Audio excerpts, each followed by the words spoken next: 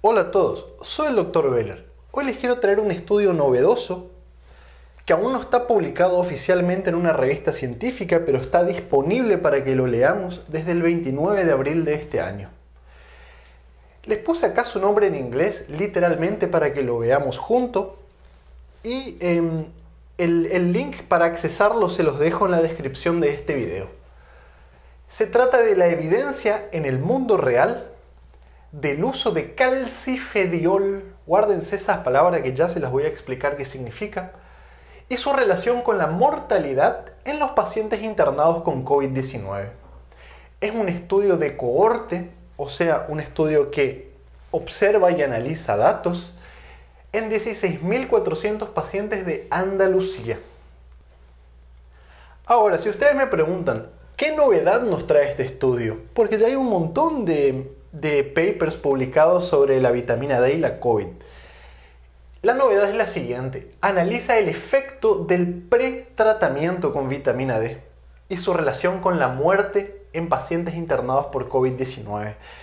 Hasta la fecha de hoy, según estos autores, no había otro estudio realizado de esta forma. O sea, la administración de vitamina D antes de que el paciente se interne. Vamos a ver cómo les va a los pacientes que se enferman con COVID-19, que estaban siendo previamente tratados con alguno de los metabolitos de vitamina D. Y ellos incluyen en el análisis los que estaban recibiendo colecalciferol, calcifediol y calcitriol. Ya se les voy a explicar todas las diferencias que hay entre cada uno de estos metabolitos. Entonces, vayamos parte por parte qué nos trae este estudio, junto con un poco de mis conocimientos y experiencia personal también.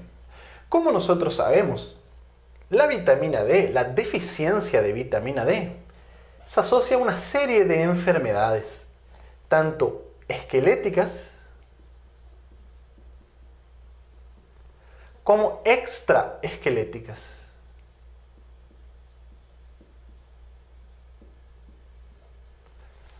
O sea, básicamente del hueso y fuera del hueso. Con respecto a las esqueléticas, se sabe muy bien que su deficiencia, sobre todo la deficiencia severa de vitamina D, causa raquitismo, causa osteomalasias y empeora una osteoporosis previa. También se sabe que aumenta el riesgo de fracturas, porque la deficiencia de vitamina D se la asocia a debilidad muscular, tropiezos, caídas, fracturas, dolores en los huesos. Sabemos que la vitamina D regula el metabolismo del calcio, del fósforo. Por ejemplo, una deficiencia de vitamina D causa una disminución de la absorción de calcio del 15-20% aproximadamente. Cuando yo les hablo de deficiencia, antes de que me olvide, esto está muy discutido en la literatura. Se considera un valor menor a 20 a 30 nanogramos por mililitros. El valor que a mí me gusta personalmente es 30. Ahora, esto es muy discutido. Hay autores que utilizan 20.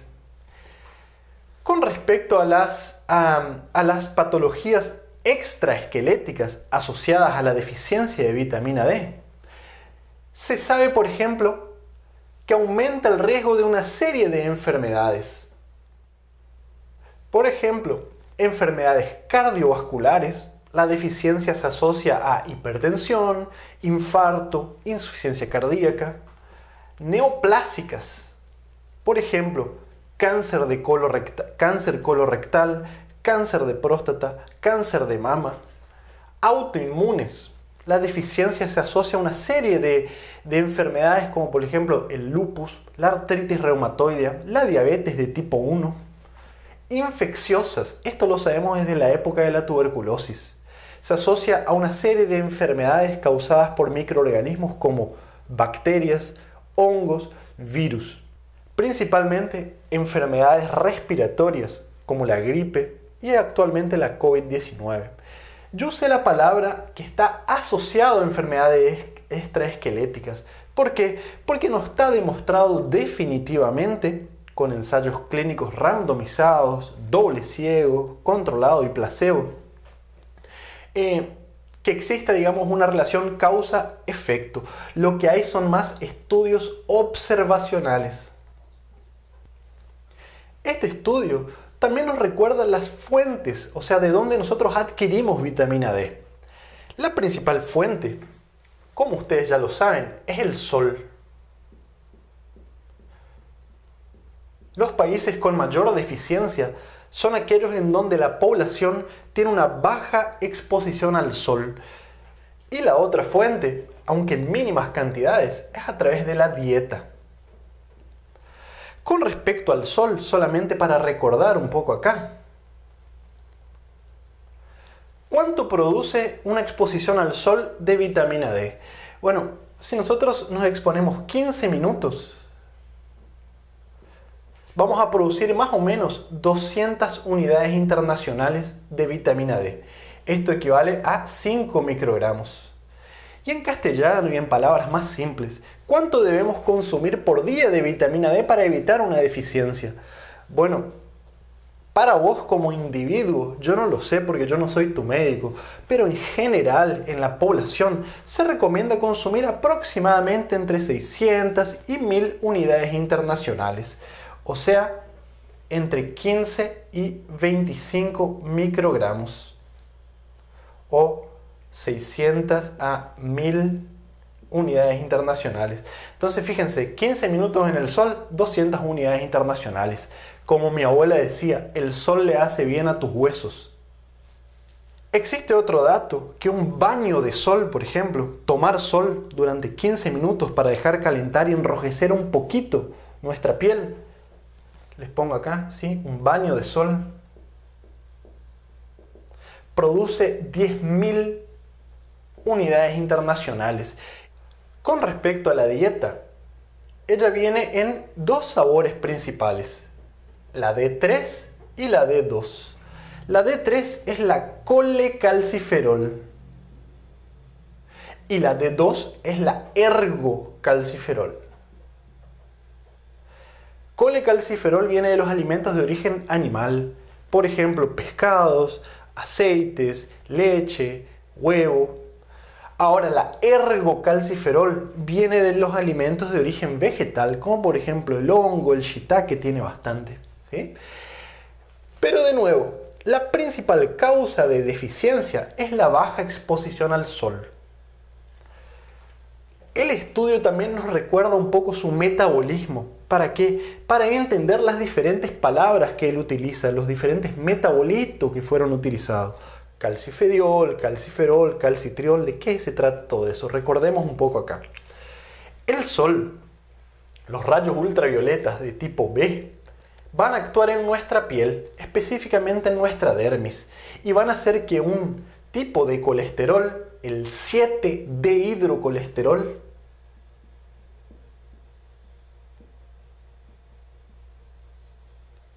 se transforme en colecalciferol. El mismo que nosotros consumimos de origen animal. Ahora, el colecalciferol producido por los rayos ultravioletas junto con el colecalciferol de los alimentos o el ergocalciferol se transportan en nuestra sangre. ¿Para qué? Para ser metabolizados por nuestro hígado y nuestro riñón. Estas formas que están acá son prehormonas, o sea, son formas que no están metabólicamente activas, ellas no tienen una función específica, se tienen primero que transformar en nuestro cuerpo para poder ejercer sus determinadas funciones. Ellas viajan en la sangre y se dirigen hacia el hígado, y en el hígado, a través de una enzima que es la 25-hidroxilasa, se va a transformar en 25-hidroxivitamina D, también llamada calcifediol. Fíjense, en el título ellos pusieron calcifediol aquí. Entonces ya vamos entendiendo de qué se trata. La calcifediol también es una prehormona. Todavía ella no tiene efecto biológico, no ejerce ninguna función específica, por lo menos significativamente. Ahora, importante, Cuando a vos te dicen que tenés niveles bajos de vitamina D, probablemente te midieron esta sustancia en la sangre. ¿Qué les quiero decir con esto? Cuando un médico solicita dosaje de vitamina D para ver si tiene o no tiene deficiencia, solicita 25-hidroxivitamina D o calcifediol. Esto que está acá, esta prehormona, representa el estatus o los estoques de vitamina D que tenemos en nuestro organismo.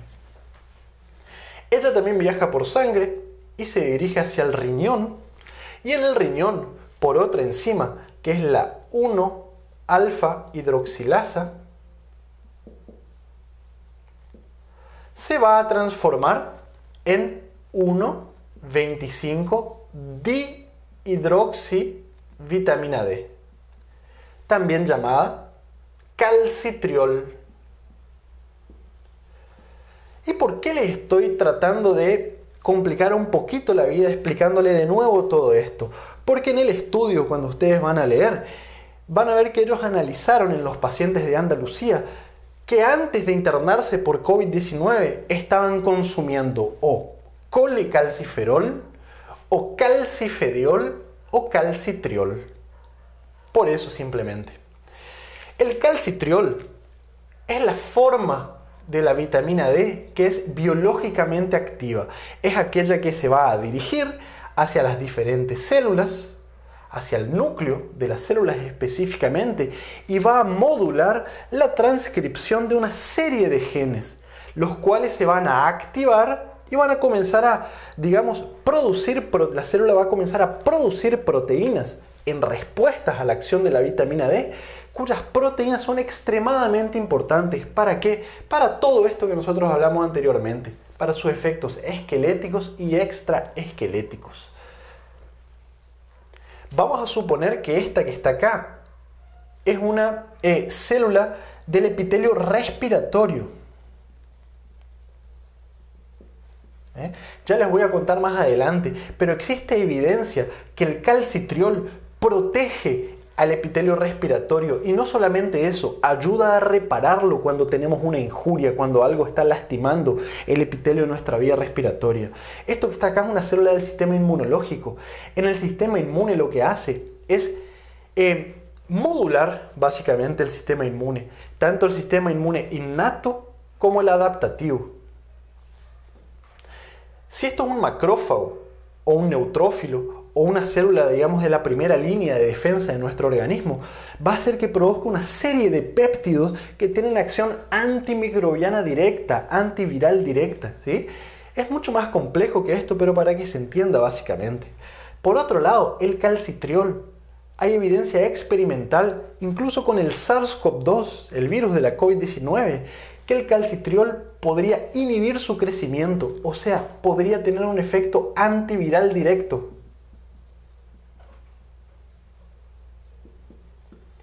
¿Y por qué les estoy diciendo todo esto? Porque además de que hay mucha evidencia observacional principalmente, análisis de datos, análisis de lo que pasó con los pacientes que tenían ciertos niveles o no de vitamina D, etc., la mayoría de los estudios favorece a que la vitamina D protege contra la COVID-19. Pero atrás de todo eso hay un racional fisiopatológico muy importante. Y cuando existe un racional fisiopatológico tan importante como esto, todas las observaciones de los otros estudios, que si bien no son ensayos clínicos randomizados, no son dobles ciegos, ayuda a que reforcemos, a que aumentemos la credibilidad de ese estudio. Y hoy en día es muy difícil realizar un estudio doble ciego, randomizado, controlado, placebo, para generar evidencia de alto impacto.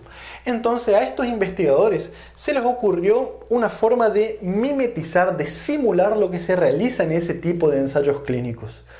Cuando nosotros hacemos un estudio randomizado, doble ciego, etc., básicamente separamos de manera randomizada, aleatorizada, dos grupos de pacientes. Esos dos grupos tienen que tener características similares en términos de edad, sexo, raza y enfermedades previas. ¿Para qué? Para que no haya errores de interpretación. A uno de los grupos se le da un tratamiento y al otro de los grupos se les da un placebo, y después se ve si el tratamiento es mejor o no que el placebo. Entonces, ¿cómo ellos realizaron este tipo de estudios? Fíjense, gracias a la gran población que tiene Andalucía y a los registros que están muy bien hechos en su base de datos, ellos analizaron estos registros, esta base de datos, todos los pacientes que fueron internados por COVID-19 desde enero a noviembre del 2020. Ellos filtraron de todos esos pacientes aquellos que previamente estaban siendo tratados con alguno de los metabolitos de vitamina D, colecalciferol, calcifediol o calcitriol, 15 o 30 días previos a la internación por COVID. Y ellos compararon a esos pacientes con los que no estaban recibiendo tratamiento previo, cómo les fue en términos de mortalidad. O sea, lo que ellos querían ver es que si recibir tratamiento por X motivo, corregir una deficiencia previa por X motivo, con algún metabolito de la vitamina D 15 o 30 días antes, disminuye la muerte si te agarra COVID-19. Básicamente eso.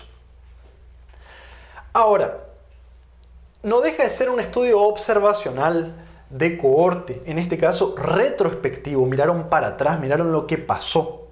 Tiene sus limitaciones, como por ejemplo algunos factores que pueden confundir. Cuando nosotros analizamos una base de datos, en este caso ellos analizaron 16.400 pacientes y vemos que, por ejemplo, los que tomaron vitamina D murieron menos. Ahora, esto podría confundirse porque quizás esos pacientes que murieron menos tenían menos enfermedades previas, o tenían una edad más avanzada, o eran de otro sexo, etc.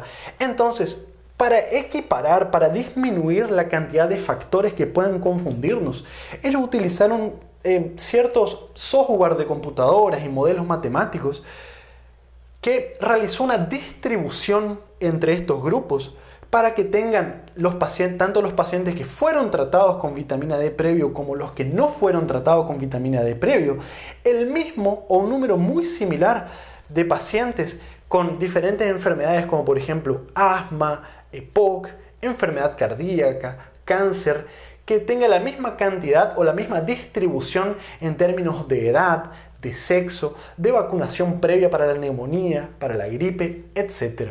O sea, ellos intentaron, digamos, mimetizar, simular lo que ocurre cuando se realiza un estudio randomizado, doble ciego, aleatorizado. Entonces, para que se entienda un poquito mejor, del total de los analizados, que eran 16.400 pacientes, los que fueron tratados previamente con algún metabolito de la vitamina D, 15 días antes de la internación, fueron 562 pacientes. Y 30 días antes de la internación estaban recibiendo vitamina D, fueron 641. Entonces ellos también, con ese modelo de informático que les dije, distribuyeron pacientes que no estaban siendo tratados. No tratados. Un número igual de pacientes para analizarlo y para compararlos. Y como les dije anteriormente, ellos distribuyeron entre estos grupos un número muy similar de pacientes con diferentes enfermedades, sexo, edad, etc. Ahora les quiero aclarar, a pesar de que ellos realizaron esto, el estudio sigue teniendo sus limitaciones. No es un ensayo clínico controlado, doble ciego, randomizado, ¿ok? ¿Y cuál es el resultado del estudio? Bueno, básicamente, según ellos, todos los metabolitos disminuyeron el riesgo de muerte por COVID-19. O sea, los pacientes que estaban recibiendo por algún motivo, ya sea 15 o 30 días antes, algún metabolito de la vitamina D, cuando se internaron por COVID-19, les fue mejor, se murieron menos. Es eso lo que ellos pudieron observar y analizar aquí. Principalmente el calcifediol. Con respecto al calcitriol, aquellos que estaban tomando este metabolito, el número era muy bajo, solo había 11 pacientes tomando este metabolito. Entonces, digamos, la diferencia no fue estadísticamente significativa. Pero los que estaban recibiendo colecalciferol y principalmente calcifediol, el riesgo de morir fue incluso hasta 2 veces menor que los pacientes que no estaban recibiendo vitamina D. Y lo más importante, como ellos pudieron distribuir de manera uniforme en términos, como le dije anteriormente, edad, sexo, raza y comorbilidades, se observó que el efecto de la mortalidad fue independiente, o por lo menos esto fue observado, independientemente de todas esas otras variables. Según este estudio, parece ser que realmente la vitamina D fue la que disminuyó la mortalidad. Ahora, no podemos confirmar esto porque no es un estudio prospectivo, no es un estudio en donde yo te doy vitamina D a vos y al otro placebo y comparo cabeza a cabeza quién muere más. Pero bueno, en tiempo de pandemia es muy difícil hacerlo. Entonces, volviendo un poquito a nuestra parte de fisiopatología, además de esta observación les dije que había un racional fisiopatológico importante, específicamente en la COVID-19. Ustedes saben que el paciente que se enferma pasa por varias fases. En la fase precoz, lo que importa más es la carga viral, el daño provocado directamente por el virus, etc. Como nosotros sabemos, y les dije anteriormente, el calcitriol tiene efecto antiviral directo. Por otro lado, en la fase precoz, durante digamos, la fase viral, el calcitriol, la vitamina D en general, aumenta la acción de las células inflamatorias, aumenta la liberación de péptidos que van a intentar eliminar al virus. Entonces tendría un efecto en la fase precoz. Ahora, en la fase tardía, donde predomina la respuesta inflamatoria, la tormenta de citoquinas, la vitamina D también actúa allí. Ella reduce la cantidad de interleuquinas que provocan la tormenta de citoquinas, modulan la respuesta inflamatoria, es un inmunomodulador. Por otro lado, yo les dije que la vitamina D, al actuar sobre el epitelio respiratorio, favorece el reparo y mantiene la integridad del epitelio de la vía respiratoria. Esto es muy importante. Por ejemplo, cuando el paciente está evolucionando para síndrome de distrés respiratorio agudo, en donde hay un daño del epitelio difuso en el pulmón. Por todo esto, el mensaje de estos autores sería: si tenés deficiencia, es mejor corregirla. Ahora, mi mensaje: si tenés deficiencia, consulta con tu médico, es mejor corregirla, porque no solamente por la COVID, por todas las otras. Vamos a recordar que la COVID no es la única patología que existe en el mundo. Existen muchas otras y la gente se muere también de estas patologías. Y muchas veces, porque los hospitales están llenos de pacientes COVID, nosotros atrasamos la investigación y el tratamiento de estas otras enfermedades cardiovasculares, neoplásicas, autoinmunes, etc. Entonces, por ahora, toma sol si podés, si tenés la posibilidad de tomar sol, 15 minutos, 2-3 veces por día, lo que yo te voy a recomendar, y consulta con tu médico para ver cuál es tu nivel de deficiencia, para ver si necesitas suplementar o no con vitamina D. Por otro lado, también te quiero decir que no te automediques. Yo soy especialista en nefrología. Nosotros recibimos muchos pacientes que están intoxicados con vitamina D. Tienen que hacer hemodiálisis porque se intoxicaron. Y esto ocurre por la desinformación y la automedicación. Entonces siempre consulta a tu médico. ¿Cuánto vos necesitas tomar de vitamina D? Yo no lo sé, yo no soy tu médico. Espero que el video te haya gustado. Déjame tu comentario, tu like, activa las notificaciones, así YouTube te avisa cuando publiquemos un video. Y bueno, nos vemos muy pronto con mucho más material. Chau, chau.